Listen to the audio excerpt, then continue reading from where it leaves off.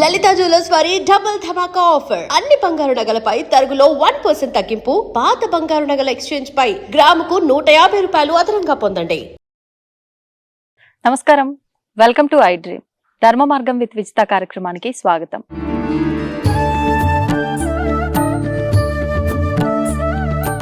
నమస్కారం అండి. జై శ్రీరామమ్మ. జై శ్రీరామ్ అండి. దాదాపు ప్రతి ఒక్కరూ కూడా వారాన్ని బట్టి దేవతారాధన చేస్తూ ఉంటారు నిత్యం. అవునండి. సోమవారం అంటే శివుడికి అని, అట్లా ఒక్కొక్క వారం ఒక్కొక్క భగవంతుడి కోసం కేటాయించబడింది అని చెప్పి విశ్వసిస్తున్నారు. అదే విధంగా ఆరాధన కూడా చేస్తున్నారు. అసలు నిజంగా శాస్త్రంలో ఈ భగవంతుడికి ఈ రోజు ఆరాధన అని చెప్పబడిందా? మనం కరెక్ట్ గానే ఫాలో అవుతున్నామా? వాటన్నిటి గురించి తెలియజేయండి. తప్పకుండా అమ్మ. ప్రతి వారానికి కూడా వారాద్ ఆయుష్యవర్ధనం అని అన్నారు అన్నట్టు. కాలమే భగవంతుడి స్వరూపం కదా మనకు. ఈ వారాలలో ఏమిటి అంటే వారాన్ని స్మరించడం ద్వారా మనకు సంస్కృతంలో వచ్చేసరికి సోమవారం అని ఉన్నది కదండి. ఇందు వాసరే అంటారు. ఇందు అంటే ఏంటిది? చంద్రుడికి సంబంధమైనటువంటి రోజు. మంగళవారాన్ని భౌమవాసరే అంటారు. ఇలా వారానికి అధిష్టాన దేవతలు ఉంటారు అన్నట్టు. ఖచ్చితంగా సోమవారం రోజు పరమేశ్వరుణ్ణి ఆరాధించాలి. శివుడు చంద్రశేఖర చంద్రశేఖర చంద్రశేఖర పాహి మాం, చంద్రశేఖర చంద్రశేఖర చంద్రశేఖర రక్షమాం. అలా పరమేశ్వరుణ్ణి పంచాక్షరి. పంచాక్షరి అంటే నమశివాయ. ఈ నమశివాయ అనేటువంటి మంత్రం ఎక్కడ ఉన్నదంటే ఇది మహామంత్రం. ఎక్కడ ఉన్నది? వేదములో, అందులో కృష్ణ యజుర్వేదములో, శ్రీరుద్రములో. శ్రీరుద్రం కూడా మధ్యలో ఉంటుంది. ఏదైనా కూడా ఒక వస్తువును, చాలా కాస్ట్లీ అయినటువంటి వస్తువును మనం ఎక్కడ దాచి పెడతాం? బీరువాలో దాచి పెడతాం. ఆ బీరువాలో కూడా ఏం చేస్తాం? అందులో ఒక చిన్న లాకర్ ఉంటుంది, అందులో కూడా ఇంకొక చిన్న పర్సులో పెడతాం అన్నట్టు. అట్లా అంత గొప్పనైనటువంటి మంత్రాన్ని, ఈ నమశివ అనేటువంటి మంత్రాన్ని కృష్ణ యజుర్వేదంలో, శ్రీరుద్రంలో, అందులో మధ్యలో ఒక అనువాకం ఉంటుంది. నమ సోమాయ చ రుద్రాయ చ అనేటువంటి అనువాకం ఉంటుంది. అందులో నమ శివాయ శివతరాయ చ. అట్లా అలాంటి మంత్రాన్ని సోమవారం రోజు కనీసం సహస్రం సమయం ఉన్నటువంటి వారు, లేకపోతే 108 సార్లైనా కూడా ఆ రోజు వేరే ఏమి పనులు చేయకుండా పరమేశ్వరుణ్ణి ధ్యానిస్తూ నమ శివాయ నమశివాయ అనేటువంటి నామాన్ని స్మరించాలి.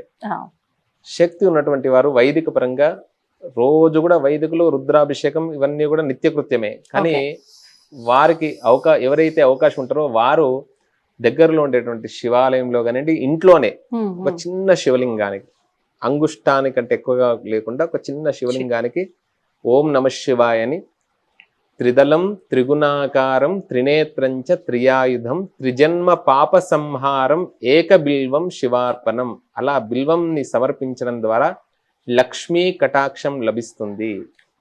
బిల్వ వృక్షం ఏమిటి అంటే లక్ష్మీప్రదం.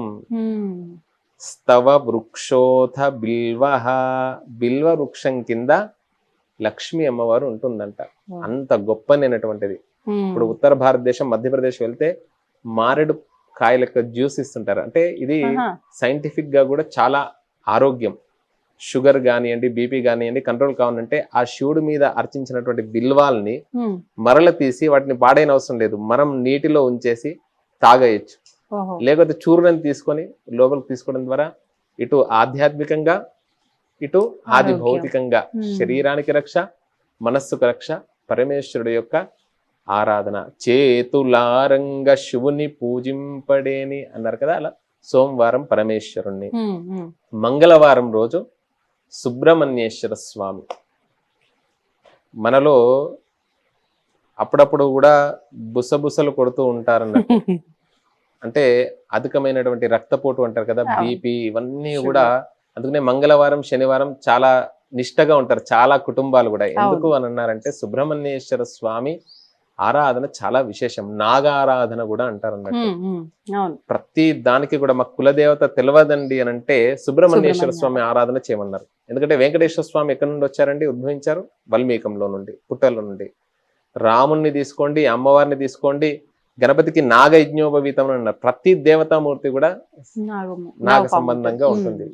అలా మనలో ఉండేటువంటి అంటే ఆరోగ్యం కావాలి అనుకునేటువంటి వారు మానసిక ఆరోగ్యము శారీరక ఆరోగ్యం బాగా కోపం వస్తే ఏమవుతుందండి బీపీ బీపీ పెరుగుతుంది అనవసరంగా వైద్యులకు ఖర్చు పెట్టాల్సి వస్తుంది అది మనం కంట్రోల్ చేసుకోవచ్చు మంగళవారం చూడండి ఎక్కువ గొడవలు ఎక్కువ ఇబ్బందులు కూడా మంగళవారాలే వస్తాయి మనకు సంబంధం లేకుండా కూడా ఒక్కసారే మంగళవారం రోజు తెలియకుండా కుటుంబాలలో గొడవలు అవుతుంటాయి మంగళ శనివారాలు అందుకనే మంగళవారం రోజు సుబ్రహ్మణ్యేశ్వర స్వామి ఆరాధన ఆ రోజు సుబ్రహ్మణ్యాయ నమః స్కందాయ నమః చాలా గొప్ప క్షేత్రం ఉందండి తమిళనాడులో గొప్ప క్షేత్రాలు ఎట్లనో ఆ తమిళనాడులో 6 పడై వీడు అని 6 కడపలు అన్నట్టు ఇక్కడ మనకు భాగ్యనగరంలో స్కందగిరి ఉంది అవకాశం ఉంటే మంగళవారం రోజు మీ ఇంట్లో ఆ రాహుకాలంలో దీపారాధన అంటారు అవకాశం ఉన్నటువంటి వారు స్కందగిరి దేవాలయం లేకపోతే మంగళవారం రోజు సుబ్రహ్మణ్యేశ్వర స్వామి వారిని స్మరించినటువంటి వారికి చాలా జయం జరుగుతుంది స్వామి నజానామి శబ్దం నజానామి చా పద్యం నజానామి చార్థం నజానామి గద్యం చిదేకా షడాస్యా హృదిద్యోతతేమే ముఖాన్నిస్సరంతే గిరశ్చాపి చిత్రం అని అంటారన్నట్టు మురుగన్ అని అంటారు మురుగన్ అంటే అందగాడు అని అర్థం అన్నట్టు సంస్కృతంలో ఆయనను మురుగన్ అంటారు వట్రివేల్ మురుగనొక్క హరోం హర అంటారు అంటే ఆ శక్తి ఆయుధాన్ని ధరించి ఉంటారు స్వామి అలాంటి శక్తిని మనకు సుబ్రహ్మణ్యేశ్వర స్వామి ఆరాధన చేస్తే అనుగ్రహం లభిస్తుంది మంగళవారం సుబ్రహ్మణ్యేశ్వర స్వామి ఆరాధన అంటే మొత్తం ఉదయం అంతా చెప్పలేదు ఆ రోజు ఉదయం లేచిన సమయంలో కనీసం 24 గంటలలో గంట సేపు మాకు గంట వీలు కాదండి ఒక్క అరగంట ఆరాధన చేయండి అంటే అందరికి ఒకటే రుచించదు ఇప్పుడు రోజు ఒకటే పప్పుతోని ఒకటే దానితో తినం కదా మనము కాబట్టి అలా ఒక్కొక్క రోజు ఒక్కొక్క ఆరాధన చేస్తూ ఉంటే ఇవన్నీ కూడా మనకు షణ్మతాల్లో ఉన్నటువంటివే ఆ జగద్గురువులు అనుగ్రహించినటువంటివే బుధవారం రోజు వెంకటేశ్వర స్వామి వెంకటేశ్వర స్వామి విష్ణువు బుధుడికి అధిష్టాన దేవత అంటారు విష్ణువు నారాయణ ఆ విష్ణు సంబంధమైనటువంటి దేవత ఆరాధన చేస్తే చాలా విశేషం తర్వాత గణపతిని కూడా ఆరాధించవచ్చు బుధవారం రోజు విశేషంగా బుధవారం రోజు ఆ మహాగణాధిపతిని సుజలం సుఫలం సస్యశ్యామలం గణపతికి ఇష్టమైనటువంటివి ఏమిటి అండి గరిక మనకి ఎక్కడ ఉంటే అక్కడ ఉంటుంది ఆయనకు చాలా దూర్వా అంటారండి దూర్వా రోహంతో ఆ విధానంగా దూర్వలతో గణపతికి ఆరాధన చేస్తే అనుగ్రహం లభిస్తుంది గం గణపతయే నమః అనేటువంటి నామాన్ని ఒక 108 టైమ్స్ లేదండి కనీసం 11 సార్లన్నా చేయండి ఉదయం లేవగానే వారిని వీరిని తిట్టే బదులు వారితో వీరితో మాటలు పడే బదులు కనీసం అన్ని వదిలిపెట్టేసి ధ్యానం చేయండి ఇవన్నీ చేసుకుంటూ వెళ్తూ ఉంటే ఏమున్నా కూడా 50 సంవత్సరాల వరకు నువ్వు అలవాటు చేసుకుంటే తర్వాత ఇది అలవాటు అవుతుంది నీకు 50 సంవత్సరాల తర్వాత నువ్వు కూర్చో ధ్యానం కూర్చో జపం కూర్చో అంటే ఎక్కడ ఉంటుంది మనకు అంత్యకాలంలో మనం ఏ విధానంగా జీవనం సాగుతామో అప్పుడు కూడా అదే ఆలోచనలు ఉంటాయి రోజు కూడా ఇదే జీవనం పిల్లలు ఇదే పునరపి జననం పునరపి మరణం పునరపి జనని జఠరే శయనం ఇహ సంసారే బహుదుస్తారే అని కాకుండా అలా భగవంతుడి యొక్క ధ్యానం ఇందులో ఉండేటువంటి ఒక తత్వాన్ని మంచిని మనం తీసుకోవాలి ఎప్పుడు కూడా అలా గురువారం రోజు దత్తాత్రేయ స్వామి వారు శ్రీ గురు దత్తాత్రేయ స్వామి వారిని ఆరాధించడం ఆ రోజు మళ్ళీ ఏ రోజుకు ఆ రోజు వస్త్రాలు కూడా ఉన్నాయండి కొంతమంది ఆ రోజు 7 వారాల నగలు అంటారు కదా అట్లా ఉంటుంది ఖచ్చితంగా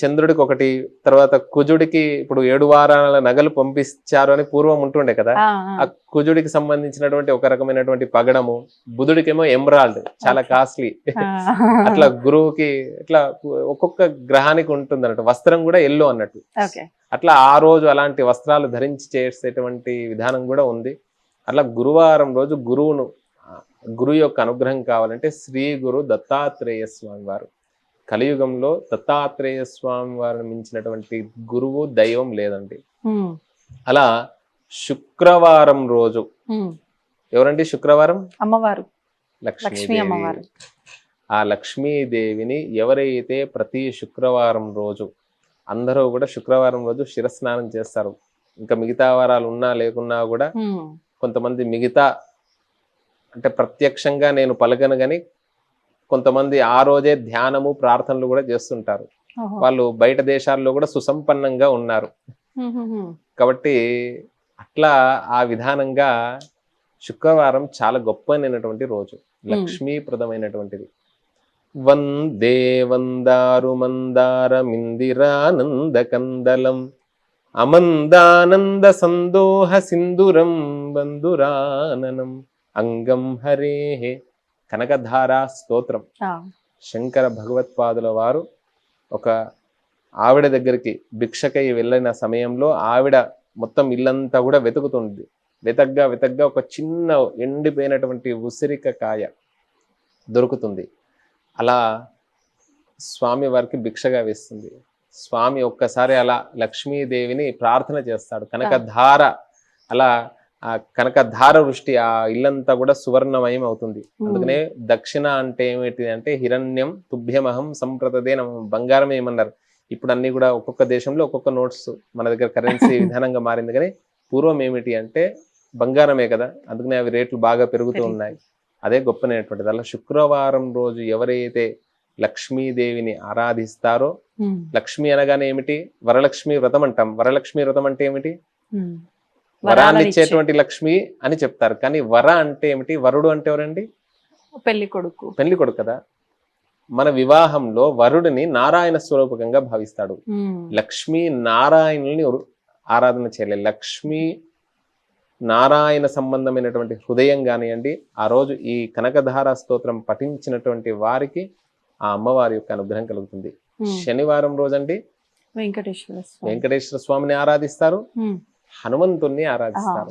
చాలా ప్రధానమైనటువంటి దైవం.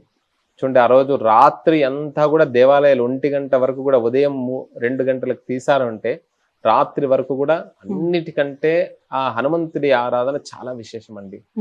హనుమంతుడికి ఒక ప్రదక్షిణలు, హనుమంతుడి దేవాలయానికి వెళ్ళారు అనంటే ఖచ్చితంగా మనం ప్రదక్షిణ చేయాలి. ఆయనకు ఒక 11 ప్రదక్షిణలు చేసుకొని, అంటే దేవాలయం విషయంలో. ఇంట్లో మాత్రం ఆరాధించాల్సినటువంటిది హనుమంతుడిని యొక్క స్తోత్రాలు ఉన్నాయండి చాలా విశేషంగా. తర్వాత శ్రీమద్ రామాయణంలో శ్రీమద్ సుందరకాండ అనేటువంటిది, అందులో నమోస్తు రామాయ సలక్ష్మణాయ దేవ్యై చ తస్యై జనకాత్మజాయై నమోస్తు రుద్రేంద్ర యమానులేభ్యో నమోస్తు చంద్రార్క మరుద్గణేభ్య. లేదండి మేము ఇంట్లో ఇంత పెద్ద శ్లోకం చదువుకోలేమండి అంటారు. ఒకటే నామం అండి, శ్రీరామదూతాయ నమః, హం హనుమతే నమః. మాకు బీజాక్షరం పలకడం కష్టం, సింపుల్ వర్డ్ హనుమతే నమః. హనుమంతాయ అనకూడదు.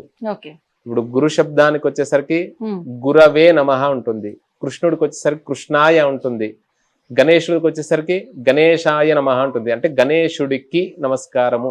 ఎట్లనో మనం కూడా మీకు ఈ వస్తువు ఇస్తున్నా అంటే ఎలా ఉంటుంది, మీకు అంటే అక్కడికి ఆపేస్తే ఎలా ఉంటుంది, మీరు అని ఆపేస్తే మనం ఏం చేస్తున్నాం అంటే మన యొక్క వాక్కు చాలా గొప్పనైనటువంటిది, వ్యాకరణం చాలా గొప్పనైనటువంటిది. హనుమతే నమః అన్నారు. హనుమతే నమః, హనుమతే నమః. ఆ రోజంతా కూడా శనివారం కూడా చాలా ఇబ్బందులు జరుగుతూ ఉంటాయి. అందుకనే అతి బలవంతుడైనటువంటి హనుమంతుడిని ఆరాధన చేయాలి. మనం ఇంట్లోనే ఉన్న దగ్గరనే సింధూరం పెట్టుకోవడము, తర్వాత హనుమంతుడికి ఇష్టమైనటువంటి దాడిమి ఫల నివేదన చేయడము, ఇలా రోజు కూడా మనం తినే ఏదైతే మనం భోజనం చేస్తామో దాన్ని తప్పకుండా శుచిగా స్నానం చేసి మాత్రమే ప్రసాదం మనం వండాలి అని అంటారు అన్నట్టు. అది కూడా మనం వండే ముందు కూడా 2 గింజలు, ఇంతకుముందు పొయ్యిలు ఉంటుండే దాంట్లో వేస్తుంటారు. ఇప్పుడు గ్యాస్ స్టవ్ కాబట్టి అన్నం ఉడికిన తర్వాత ఒక 2 గింజలన్నా కూడా భూమి మీద వేయాలి అని అన్నారు. చివరికి ఛాయ్ తాగుతున్నా సరే ఒక నమస్కారం ఏది చేసినా కూడా భగవత్ అర్పితంగా చేయాలి అని అన్నారు. ఇట్లా ఆదివారం వచ్చేసరికి పూర్వం ఏమిటి, ఈరోజు ఆదివారం అంటే సెలవు, కానీ పూర్వం ఏమిటి అంటే ఆదివారాన్ని ఎందుకు ప్రత్యేకంగా చెప్పారు అనంటే ఆ రోజు ఉపాసనకు యోగ్యమైనటువంటిది. ఆ ఉద్దేశంతోనే సెలవు అనేటువంటిది ప్రకటించారు. అందరికీ కూడా ముఖ్యమైనటువంటిది ఆరోగ్యం అండి. మీరు వీక్ అంటే వారం రోజంతా కూడా చాలా ఎనర్జీగా ఉండాలి అని అంటే నిద్ర ఎనర్జీని ఇస్తుంది. కానీ ఆ ఆదివారం ఏ విధానంగా గడుపుతామో మిగతా 5 రోజులు ఆ ప్రభావం ఉంటుంది. ఆ రోజు ఏమాత్రము అంటే ఈ మధుమాంసాలకి దూరంగా ఉండి సూర్య భగవాను ఆరాధించినటువంటి సూర్యోపాసన చేయాలన్నట్టు సూర్య భగవాను ఎవరైతే ఆరాధిస్తారో ఆదిత్య హృదయ స్తోత్రం చేయాల్సినటువంటి వారు ఆదిత్య హృదయ స్తోత్రం, లేకపోతే సూర్యుని ముందర కూర్చొని మెడిటేషన్ అంటారు. అందరికీ కూడా ఏంటిది ప్రాణశక్తి, ఉచ్ఛ్వాస నిశ్వాసాలు అంటారు కదా, మనలో ఉండేటువంటి ప్రాణశక్తిని మనము ఒక ఉత్తేజపరుచుకోవాలి, అంటే గొప్ప ఒక శక్తిని నింపుకోవాలి మిగతా 5 రోజులు పని చేయడానికి. ఆ రోజు ఎవరైతే సూర్యుడిని ఆరాధిస్తారో వారికి అద్భుతమైనటువంటి ఫలితాలండి. అందరు కోరుకునేది ఏంటిదంటే, నేను హాస్పిటల్లో వైద్యశాలల్లో అడుగు వేయకుండా హాయిగా ప్రశాంతంగా ఆరోగ్యంగా వజ్ర అంగం బజరంగ్ అంటారు, అదే శరీరం, అలాంటి అంగంగా నా శరీరం ఉండాలి అని అంటే ఖచ్చితంగా ఆ యోగాసనాలు చేయడం కానివ్వండి, ఆ రోజు మన పనులు మనం కొన్ని చేసుకోవడం కానివ్వండి. అందుకనే ఆదివారం పనులకు కూడా పెట్టారు. కానీ దాంతో ముఖ్యంగా దానికంటే ముందుగా సూర్య ఆరాధన అనేటువంటిది చాలా ముఖ్యమైనటువంటిది.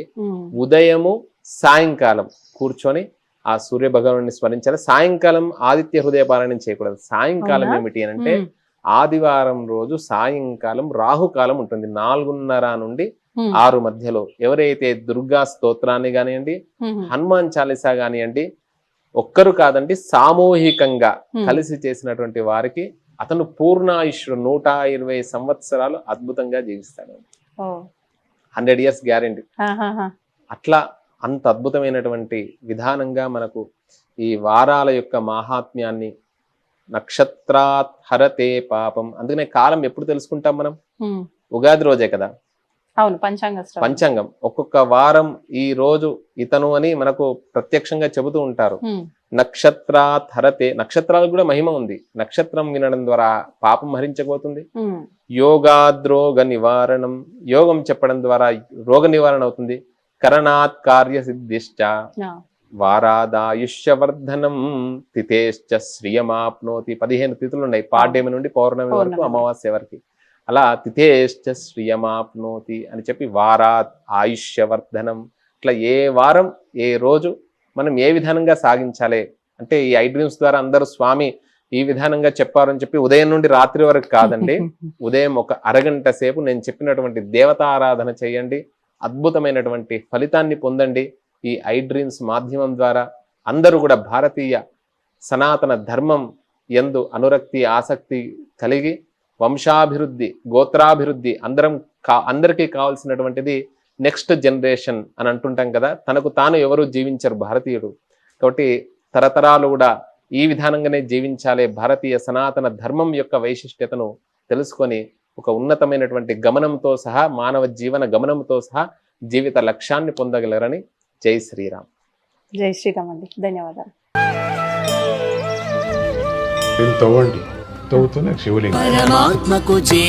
సరే, దాన్ని అట్లా కప్పేసేయండి, చూపించదండి. Krishna is there.